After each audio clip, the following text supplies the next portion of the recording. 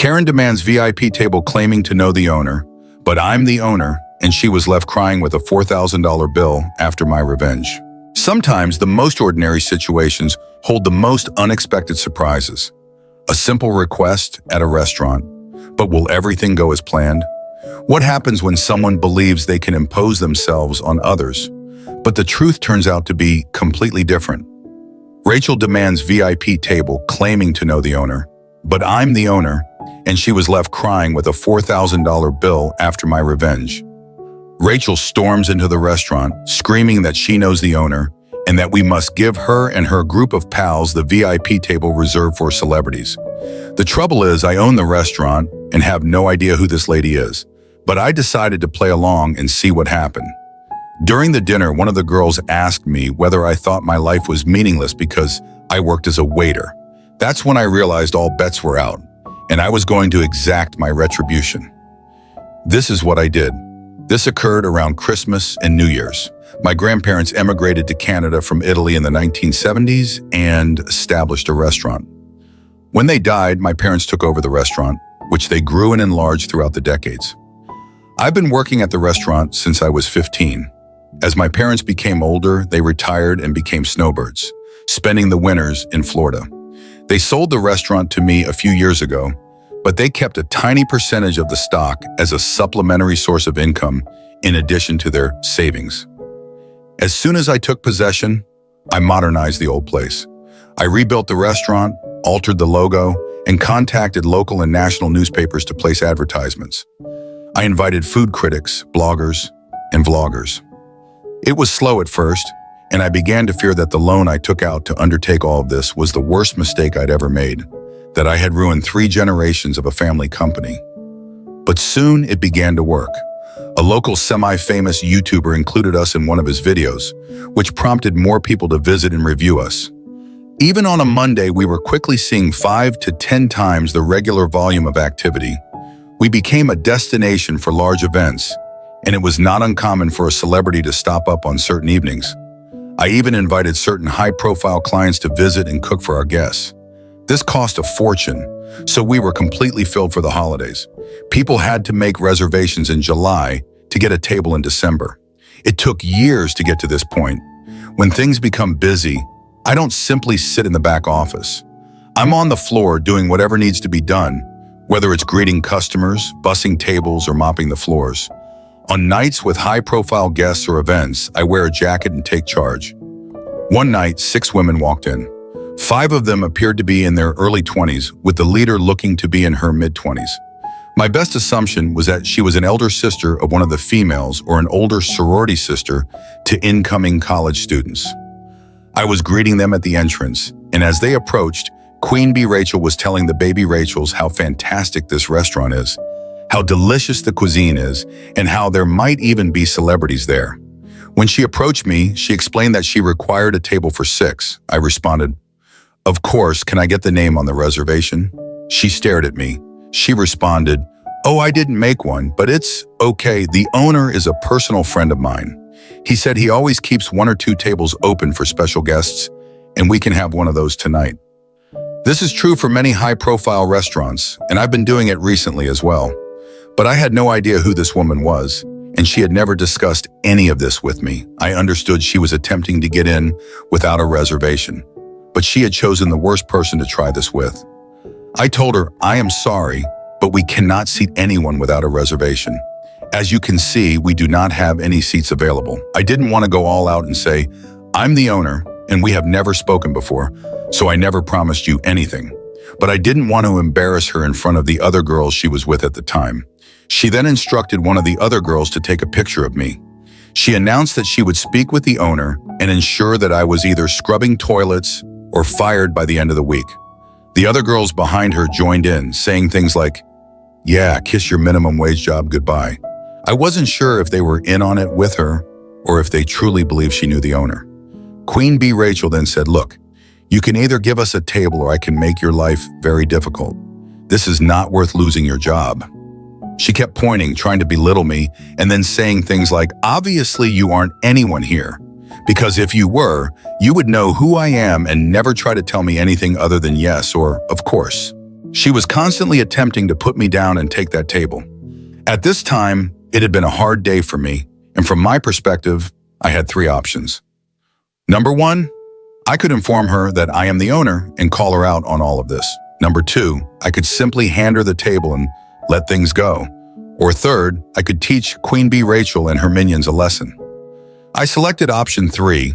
I smiled at her and said, "Of course, ma'am, please follow me." I handed her one of the three tables we'd leave free in case a celebrity walks in, which occurs occasionally. I told her, "I apologize for everything, and you're right. It would be simpler just to give you the table." I also assured her that the first 3 rounds of drinks would be free. I seated them down and personally served them. As they sat, I told them, "We need one of your credit cards and IDs just to keep on file, and we'll return them to you before you leave." Queen Rachel handed me her card and informed the baby Rachel minions, "Tonight is on me." I took their orders, gave them their free beverages, and informed them that due to how busy we were tonight, the meal may be delayed. The females only worried about the free drinks. They ordered 3 rounds and still hadn't received any food. They eventually called and asked me to check on it, all while giving me the worst attitude since they arrived. I told them I will look into it, but also asked if they wanted additional drinks. They ordered 2 more rounds. They were sloshed by the time the appetizers arrived, having done nothing but drink on an empty stomach for the majority of the night and just eating salads. As more food arrived, more beverages were ordered. What these girls didn't realize was that they were at our VIP table, which normally costs a few $1,000s to sit at, but I didn't charge them for it. Except for the first 3 rounds, I charged them for all of the extremely costly cocktails they had throughout the evening. Furthermore, the table they were sitting at, as previously stated, was VIP, thus the menus were different. Prices are not displayed on these menus. This is a restaurant industry trade secret. They also offered higher-end menu items such as white truffle, black caviar meals, and specially imported West Coast oysters, among others. At one point during the night, I honestly began to question what I was doing. I worried I was going too far with these poor girls. They might not know any better.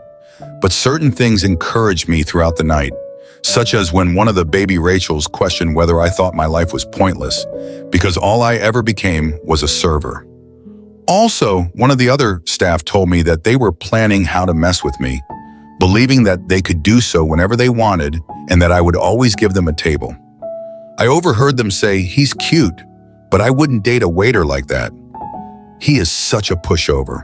There were other comments like that throughout the night, so I continued with their life lesson.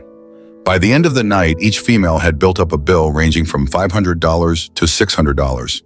I handed Queen Rachel the bill for $4,232.23, which included tax and tip. I've never seen somebody sober up this soon. She went from smiling and giggling with her buddies to almost in tears. She immediately summoned me over and asked whether this was a joke. I took the bill, looked it over, and apologized. "I'll get you the correct bill amount." Again, she seemed completely relieved, assuming she had received someone else's bill, and called me a effing idiot before continuing to talk to her pals. When I returned to give her the right bill, she flipped out again. It was only a question. "Is there something wrong on this bill that you didn't order?" She and the girls were stunned and went over every single line of the bill, including the initial several lines that listed their original 3 rounds as complimentary. They then got out their phones and went over everything 100 times, adding it all up. Queen Bee, visibly startled, just remarked, "1 second, I need to use the restroom."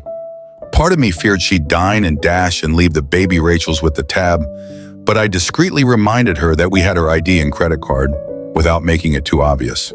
I was concerned that she would run out of money. 10 minutes later, she returns with new makeup, clearly crying, and tells me all about how poor the food was, how dreadful the drinks were, and so on, demanding that I at the very least cut the cost in half. She went on to say that the baby Rachels would help, despite the fact that she had previously informed them that the night would be hers. Then, as if a light bulb went off in her head, she brought up her alleged relationship with the owner again, as if it would give me extra motivation to lower the amount in half. I smiled as I told her no, simply no. I can't change the bill. She takes out her phone and shows me a series of text messages from someone named after my restaurant. followed by the word owner. I instantly grasped what she had been doing in the bathroom, most likely changing one of the other Rachel minions' contact names and erasing prior text to establish this new script. I reviewed the messages and clicked on the contact information before telling her, "That's not the owner's cell phone number." Her response was, "He has multiple phones for business, of course. You do not know all of his numbers." I replied, "How about this? If we call him and he says it's okay to take 50% off the bill, then I'll do it." Her response was to begin ranting and screaming, which drew the attention of the few remaining patrons, and I knew it was time to finish this. I told her in a less conciliatory tone, "Cut the crap, little girl. You do not know the owner. You've never been here before, and if you continue ranting, I'll call the cops." Her tone changed as she attempted to defend herself as best she could. My response to her lame retort was, "My grandfather established this restaurant. My family has been running this establishment for centuries. I've worked here for nearly my entire life. I am the sole owner of this restaurant, and I have never seen you, heard of you, or made any promises to a stranger I have never seen before tonight." The little Rachels were frozen and had no idea how to react. Queen Bee was in tears. I added, "Now I provided you the table you wanted, one of these particularly reserved tables for high-end clientele, which I did not charge you for, as well as 3 rounds of free drinks. If you do not pay your account, I will call the cops and give them your identification." Rachel signed and the tiny Rachels reached into their wallets to hand her whatever cash they had, which was probably a couple $100s, with the promise to repay her more. 2 days later, an angry man arrives at my restaurant and requests that one of my bartenders talk with me. I was in the back office working, so he had to wait for about a half hour. She was with him too, but she kept her head down. I took them both to my office and showed him highlights from the security cameras, which had particularly high-quality audio because they were in the VIP area. We needed to keep good records in that region due to previous unconnected accidents. I showed him the majority of it, their remarks, orders, everything. When all was said and done, he rushed out with her, yelling at her the entire way. I have not seen or heard from any of them since, but the initial bill I gave them, which did not include the 120 oysters, is framed on my desk. As a side note, I did not lose as much money on the table in 3 rounds of drinks as you might expect. The table was intended to be empty anyway, so I didn't lose anything because I hadn't expected to gain anything in the first place. The cost of the meal and other drinks more than compensated for the loss in the first 3 rounds. So now that you know everything, am I the jerk? Probably the most astonishing thing about the Rachels in this situation, aside from the money trying to muscle their way into securing a seat and avoiding paying the bill, was their perspective on the world. That solitary statement concerning the OP's original posters, inadequacy as a waiter, definitely stood out. It seems that OP was going to loosen up on his entire vengeance plan, but then one of the baby Rachels asked him if he felt his life was meaningless because all he had become was a waitress. That has to be one of the most insanely entitled viewpoints we've ever seen on this channel. It may not be as exciting or insane as some of the other stories, but the fact that she actually sees the world in this way is simply sick. There is absolutely nothing wrong with having a job, regardless of the income. This occurs frequently with jobs such as janitors, and I despise it when individuals believe they are superior just because they do not work in those positions. There is nothing wrong with becoming a janitor.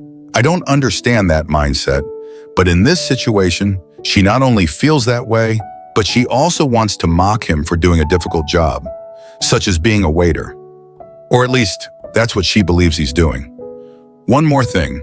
I'm happy this story ended on a somewhat gratifying note, with the father attempting to reverse the situation but becoming more enraged with his daughter than the restaurant owner. The only thing that scared me out was that the restaurant was recording audio of the folks sitting at that table. I would probably avoid going to a restaurant if I knew my talks were being recorded. Anyway, I'm glad it worked out for the OP, but please tell me how you would have handled the matter if it were your restaurant and these were your customers. Was the OP a jerk or not, and why? More shocking real-life stories happening around you. Life is like a mirror, reflecting how we treat others. Treating people with respect and sincerity will return wonderful things to us. On the other hand, if we live with arrogance and pride, that mirror will reflect unpleasant things back to us. Rachel's story is a clear example of this. She believed she had power and could deceive others to get what she wanted. But in the end, what she received was a painful lesson. When Rachel walked into the restaurant with an arrogant attitude, claiming to know the owner, she had no idea that she was facing the very person she assumed would give in. When things didn't go as planned, when her deception was exposed, she realized that her arrogance and lack of respect for others had led her to this moment. What she thought was help, a favor, turned out to be a very costly price to pay. But this story is not just about the restaurant owner's revenge.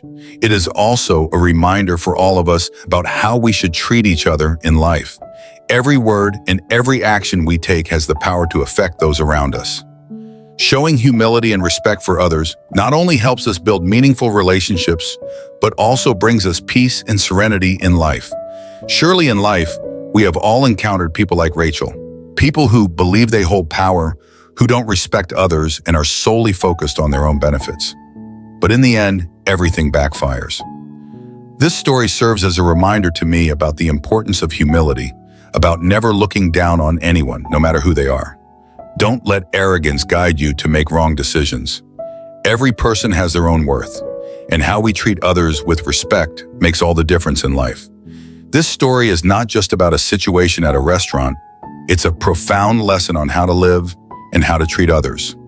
The satisfaction of seeing someone's arrogance come back to haunt them is not what we seek, but the understanding that every action has consequences.